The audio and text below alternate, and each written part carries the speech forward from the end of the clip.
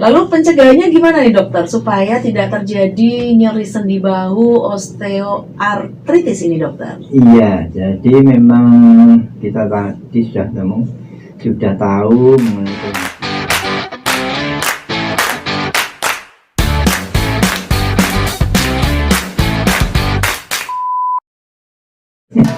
Oke dokter, kita langsung aja ya, menjawab pertanyaan baik. ya dok. Diawali dengan pertanyaan dari Bapak Sri Hatatmo. Ya, beliau usianya 75 tahun dan mengalami nyeri di jari, cuman lucunya tuh kok cuman jentik dok. Iya. Kelingking tuh jentik ya? Iya. Oke. Kelingking itu ini jari manis ya. Jari, hah? Ini kelingking. Oh, kelingking ini. Jentik ya? Ya, jentik. Jentik. Kalau jari manis, ya. kelingking. Jari manis sama kelingking? Pokoknya salah satu lah. Kelingking. Kelingking ya? Ya. Oke. Itu bagaimana dokter? Ya. Jadi terima kasih untuk Bapak Sri Hartatmo ya atas pertanyaannya. Jadi kelihatannya memang itu bagian dari yang kita bahas hari ini ya, itu osteoartritis pada persendian. Cuman yang terkena adalah pada sendi jari. Nah, ini kan banyak gerak juga nih sendi jari untuk pemakaian, untuk menulis, mungkin untuk bekerja di kebun, bersih-bersih rumah atau segala macamnya ya. Jadi atau ada aktivitas lain, sering menulis, atau sekarang tuh HP-nan gitu ya. Jadi kadang-kadang jari-jari kita juga tidak terlepas dari risiko terjadi osteoartritis ya.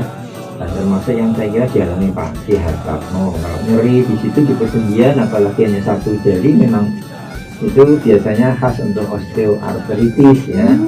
Ada penyakit lain yang namanya rheumatoid arthritis, itu lain lagi. Rheumatoid arthritis itu biasanya banyak sendi jarinya yang kena, dan biasanya simetri kanan kiri kena semua. Jadi tangan kena semua, kaki kena semua gitu ya, di siku juga kena dan seterusnya ya. Memang kemungkinan itu adalah osteoartritis karena usia ya. Nah, ingat Pak Sri Hartatmo kan usianya kan masih 75 tahun ya Pak. Jadi ini memang mencapai seperti itu. Nah, untuk mengatasinya ya sesuai dengan tadi yang sudah saya sampaikan di materi awal. Jadi biasanya bisa diberikan obat oleh dokter, begitu obat-obat yang dirasa perlu, anti nyeri, anti radang dan seterusnya. Biasanya juga mungkin diberikan glukosamin untuk mengatasi persendiannya supaya tidak makin bertambah dan makin nyeri.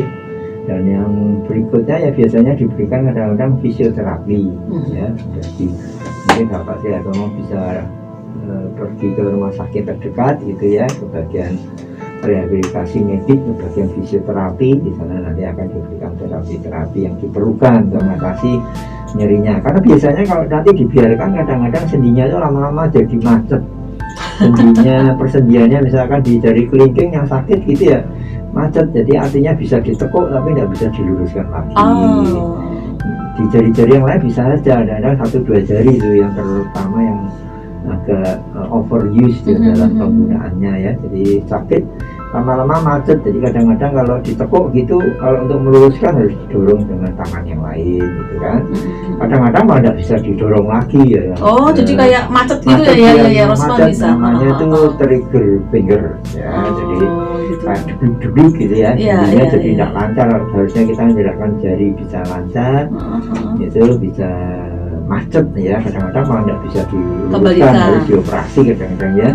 Untuk membantu supaya sendinya bisa kembali aktivitas ya. Nah seperti itu. Jadi memang sebaiknya kalau itu memang mengganggu, sakit sekali ya, memang sebaiknya diperiksa ke dokter Bapak. Dan itu memang bisa terjadi pada usia-usia seperti Bapak, dan juga pada orang-orang yang memang melakukan aktivitas yang agak banyak dengan jari-jari tangannya. Mungkin Bapak suka mungkin berkebun, Bapak mengerjakan sesuatu, nulis atau apapun. Itu ya Pak Sri Hartatmo ya, terima kasih. Ya, lalu Rosma juga ingin jumpa dengan Ibu Tina. Ibu Tina ini ada di Sinar Waluyo, usianya 66 tahun. Ya, dia disarankan untuk minum apa tadi? glukosamin. Glukosamin 500 mg, tapi tidak ada reaksinya. Lalu juga disarankan akhirnya untuk minum yang 1500 mg. Ya. Nah, bagaimana dokter? Apakah ini betul kebanyakan atau gimana nih dokter? Ya, baik ya.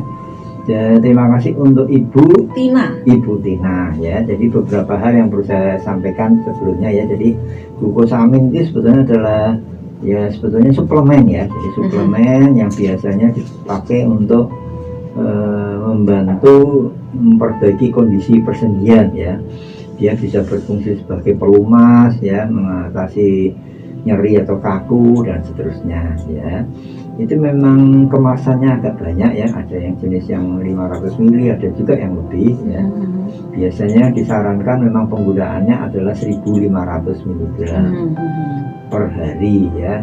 Ada yang minum 500 mg berarti 3 kali, ada yang 1500 langsung sekali ya. Dan bisa juga yang 1000 kalau misalkan kondisinya tidak terlalu berat ya. Saya biasanya menyarankan untuk pasien saya ya cukup 500 atau 1000 tergantung kondisi. Kalau berat banget ya 1500 memang boleh ya. Jadi kalau kayak ibu mungkin nyeri sekali itu bisa diminum 1500. Tapi saya lebih cenderung menggunakan yang sekali minum ya. Jadi cari saja yang kalau memang kondisinya persendiannya sakit banget ya, osteoartritisnya sudah pasti memang itu OA bukan karena penyakit lain, monggo bisa diminum glukosamin yang 1500 ya. Saya sarankan cari yang sekali minum ya. Gitu ya. Dan itu memang pada kondisi tertentu. Tapi kalau untuk nyeri-nyeri yang biasa ya biasanya nyarankan ya mungkin 1000 ml cukup ya sekali sehari seperti itu. Karena memang dosisnya itu sebetulnya tidak ke arah usia ya, tidak berdasarkan usia tapi berdasarkan kondisi osteoartritisnya ya. Jadi usia berapapun kalau kondisinya ringan-ringan saja malah saya biasanya nyarankan 500 ml sekali aja ya. Jadi saya ditemukan sekali karena kalau berlebihan kadang-kadang juga menimbulkan beberapa keluhan ya. Jadi biasanya tadi yang sudah saya singgung ada perut tidak nyaman, diare ya, mulas, kembung, kadang-kadang juga gatal pada kulit ya, alergi dan itu ya untuk Ibu Tina di Sinar Waluyo ya. Terima kasih. Iya, sudah terjawab ya Ibu Tina. Terus ada Pak Sabto di Kanguru, leher dia itu sakit dokter dan menimbulkan pusing. Bagaimana nih dokter? Ya, Pak Sabto itu mungkin itu biasanya lebih banyak karena otot ya. Jadi otot di daerah leher yang meradang mungkin karena aktivitas atau kerjanya Pak Sabto ya, banyak bertugas, banyak dinasnya, banyak nah itu biasanya mungkin banyak duduk ya, banyak seorang di depan komputer ya, banyak diam di depan komputer ya, ada aktivitas-aktivitas yang membebani leher ya. Biasanya kalau gitu-gitu itu lebih banyak karena otot, walaupun karena faktor persendian di tulang di leher juga masih bisa. Tapi kalau untuk awal-awal seperti itu biasanya ya saya sarankan pertama ya kalau melakukan sesuatu dengan posisi duduk misalnya gitu ya usahakan mungkin secara berkala beristirahat ya. Jadi untuk usia di atas 40-50 tahun itu saya sarankan biasanya 2-3 jam aktivitas usahakan istirahat dulu. Usaha Jermannya layah-layah sih ya. Santai-santai dulu ya. Apa halan-halan katanya anak sekarang ya, halan-halan bentar ke belakang ke depan ya. Nah gitu ya, jadi melemaskan otot-otot leher itu. Setelah mungkin istirahat sekitar setengah jam untuk aktivitas mungkin buat minuman atau aktivitas lain, kembali lagi melanjutkan aktivitas itu. Jadi otot bisa ada kesempatan untuk relaksasi ya, pertama itu. Yang kedua ya kalau misalkan bisa melakukan olahraga, lakukan olahraga yang sifatnya ringan, misalkan senam ringan ya, atau sempat berenang lebih bagus, berenang untuk membentukkan otot ya. Hal-hal demikian bisa menjaga supaya otot leher kita tidak kaku. Kadang-kadang kan bisa jadi tangeng deh, jadi nggak bisa nengok itu ya. Itu ini harus hati-hati. Saya kira itu kalau misalkan masih sering dengan olahraga, dengan istirahat dan masih sering sakit ya diperiksakan saja. mungkin perlu difoto lehernya, karena kadang-kadang bisa terjadi di leher juga bisa ada osteoartritis leher. Oh, ada ya dok ya? Ada di leher ya, bisa terjadi ya, karena leher kan juga sendi, bisa bergerak kemana-mana. Jadi itu ya mungkin dari saya ya untuk Pak Sabto ya, matur nuwun atas pertanyaan. Oke, dan pecinta sejarah Jokis, waktunya tepat sekarang sudah jam 9. Tepat sekali dokter. Ya, terima kasih ya Dokter Jamal sudah mau hadir bersama dengan kita untuk berbincang soal nyeri bahu osteoartritis.